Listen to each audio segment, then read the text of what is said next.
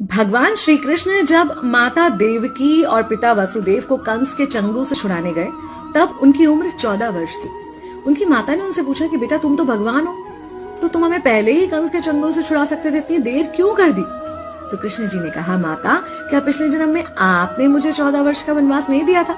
माता हैरान रह गई, बोली ये क्या कह रहे हैं आप? तब कृष्ण जी ने बताया कि पिछले जन्म में मैं राम था और आप थी माता कैकेयी और आप ही ने मुझे 14 वर्ष का वनवास दिया था और कर्म फल से कोई नहीं बच सकता माता, इसलिए आपको 14 साल का ये दुख सहना पड़ा। तब आश्चर्यचकित होते हुए माता ने पूछा, तो फिर यशोदा पिछले जन्म में कौन थी?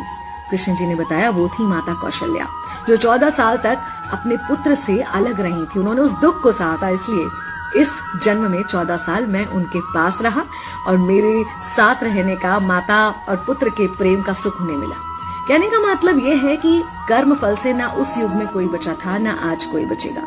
खुद भगवान भी कर्म फल से नहीं बच सकते, इसलिए अपने हर एक कर्म को बहुत सोच समझ कर कीजिए, क्योंकि जिसके भी खिलाफ आप कुछ गलत कर रहे हैं उससे आपकी शत्रुता कुछ समय या शायद एक जन्म की है, लेकिन उसके साथ कुछ गलत करके आप अपने कई जन्म बिगाड़ सकते हैं।